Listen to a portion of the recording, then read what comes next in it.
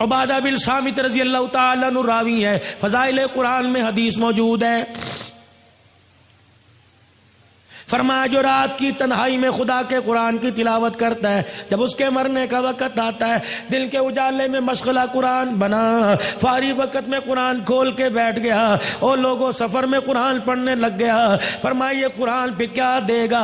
فرمایا جب مرنے کا وقت آتا ہے، ادھر موت کا جھٹکا لگتا ہے، ادھر غسل دیا جاتا ہے، یہ قرآن کفن سینے کے درمیان میت کے چھپ جاتا ہے، جب قبرستان میں لے کے جاتے ہو قرآن ساتھ ہے، جنازہ پڑھاتے ہو قرآن ساتھ ہے، جب قبر میں اتارتے ہو قرآن ساتھ ہے، جب اوپر تختے رکھ کے مٹی ڈالنے لگتے ہو قرآن اس کے سینے میں سے نکل کے سرانے کھڑا ہو جاتا ہے۔ ادھر میرے عزیزو اللہ اکبر، منکر نکیر قبر کے اندر آئے، قرآن کہتا ہے خبردار حساب نہ لینا، اس کے ساتھ میں آیا ہوں۔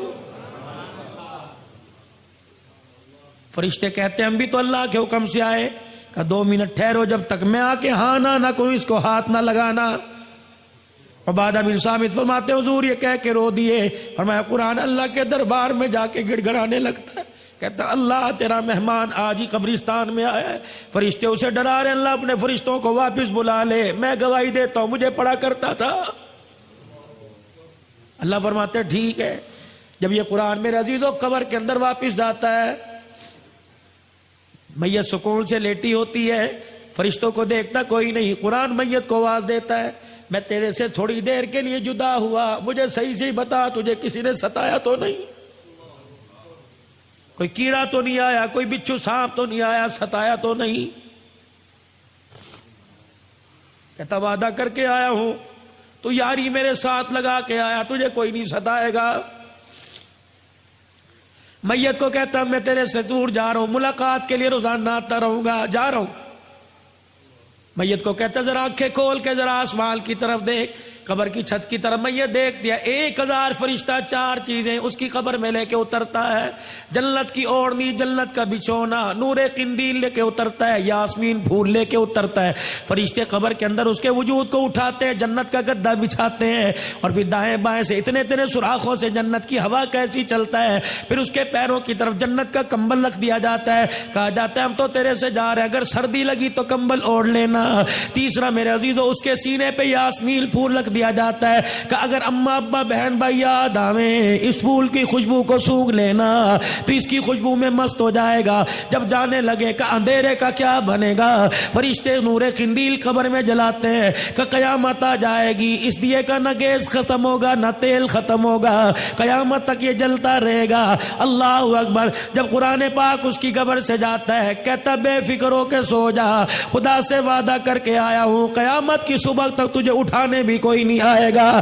حدیث پاک میں آیا پھر قرآن روزانہ میت کے گھر میں آتا ہے، اگر بیوی نے برقع اوڑھ لیا، بچی مدرسے میں داخل ہو گئی، بیٹے نے قرآن پاک پڑھنا شروع کر دیا تو یہ اللہ کا قرآن میت کو جا کے خوشخبری سناتا ہے اور کہتا ہے تیری اولاد سنبھل گئی، تجھے مبارک ہو، تو لیٹا رہے، کھاتا تیرا کھلا رہے گا۔ فرمایا اگر اولاد بگڑ گئی، بچے سنو کر ڈبو پہ چلے گئے، بیوی سلائی مشین پہ چلی گئی، بیوی کے سر سے دوپٹہ اتر گیا، قرآن ایسی خبریں جا کے میت کو نہیں بتاتا، اس کا دل دکھے گا۔ صحابہ کہنے لگے یا رسول اللہ پھر کیا ہوتا ہے؟ فرمایا گھر کی بے برکتی کو دیکھ کے قرآن گھر والوں کے لیے روزانہ دعا کرتا ہے۔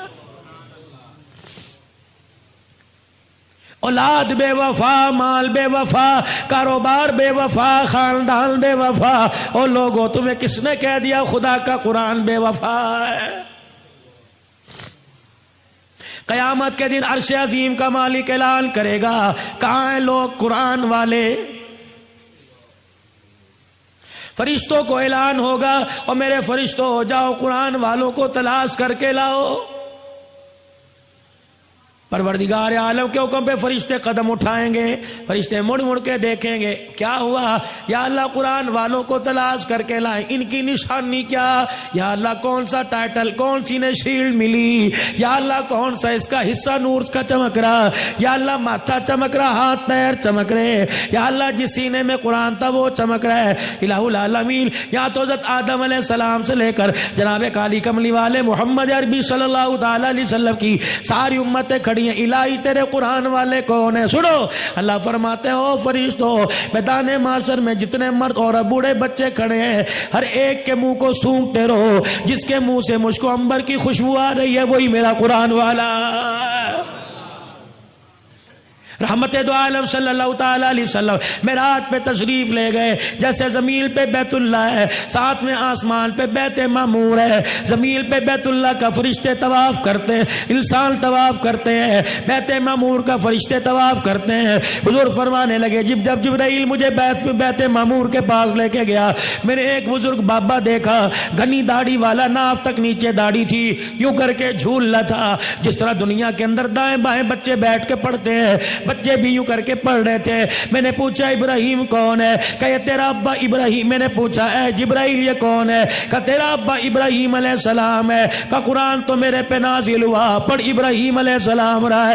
یہ بچے کون ہیں؟ نبیوں کی اولاد ہیں۔ یہ بچے کون ہیں؟ یوسف کی اولاد ہے۔ یہ بچے کون ہیں؟ نوح کی اولاد ہے۔ کون ہے؟ کہ نہیں دنیا کے اندر حجرہ شاہ مقیم میں بچہ قرآن پڑھنے گیا، 10 پارے ہو گئے، پڑھتا پڑھتا فوت ہو گیا۔ ابا کہتا کاش قرآن کا حافظ بن جاتا، جا محمد اس دنیا کے اندر جا کر اس کے باپ کو مبارکباد دینا، جو بچہ قرآن ادھورا چھوڑ کے آیا 7ویں آسمان پہ ابراہیم انہیں قرآن کا حافظ بنا رہا۔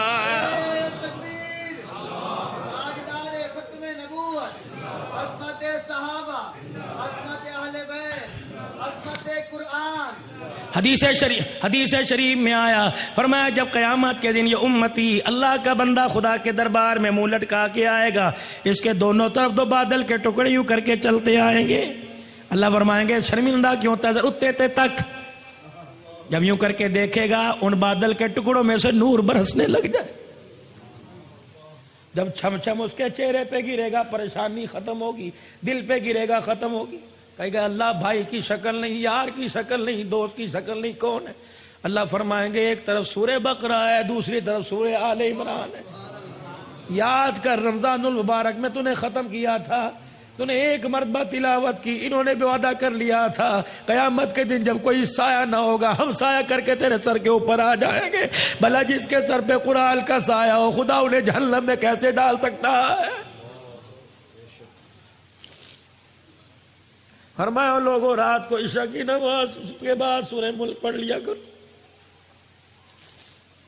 فرمایا جیسے قبر میں جاتا ہے سورہ ملک 2 پروں کے اندر لپیٹ لیتی ہے، فرشتوں سے کہتی ہے نہ سوال کرنا، مجھے پڑھا کرتا تھا، میں ضامین ہوں۔ فرمایا لوگوں صبح سورہ یاسین پڑھ لو، اللہ کہتا مجھے میری عزت کی قسم ہے 3 وقت کھائے گا دوں گا، 4 وقت مانگے گا دوں گا، 5 مرتبہ مانگے گا دوں گا۔ جو سورہ یاسین سے دل کی ابتدا کرے گا موت تو آئے گی، اس کے رزق میں کبھی تھوڑ نہیں آئے گی۔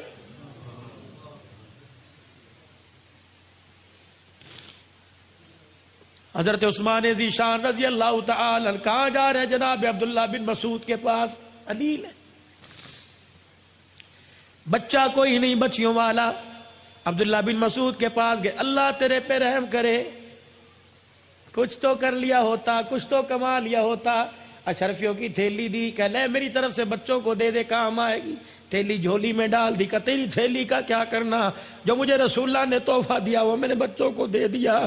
میں نے اپنے بچوں کو سورہ واقعہ یاد کرا دی، میں نے کہا میرے بچوں مغرب کی نماز کے بعد تلاوت کرنا۔ کملی والے نے فرمایا جو سورہ واقعہ روزانہ پڑھے گا موت تو اس کے گھر میں آئے گی، رزق کی تھوڑ کبھی نہیں آئے گی۔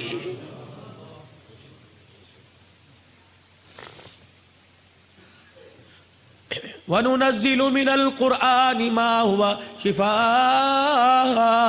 وظیفہ لے لو، اگر کسی کو کوئی بیماری ہو، مرض لا علاج ہو، عقیدے کے ساتھ کرے، 7 مرتبہ درود شریف پڑھے اور 7 مرتبہ سورہ فاتحہ آمین کے ساتھ پڑھے، اور ہر مرتبہ سورہ فاتحہ پڑھنے سے پہلے اعوذ باللہ من الشیطان الرجیم بسم اللہ الرحمن الرحیم پڑھے، اور والضالین کے بعد آمین پڑھے۔ فرمایا 7 مرتبہ پڑھے، دن میں 1 مرتبہ دم کر کے پی جائے، 7 دن پینے کے بعد چیک کرائے، جو مرض چیک کرائے گا تیرے جسم کی رگوں میں خون تو نظر آئے گا، سورہ فاتحہ کی برکت سے وجود میں بیماری نظر نہیں آئے گی۔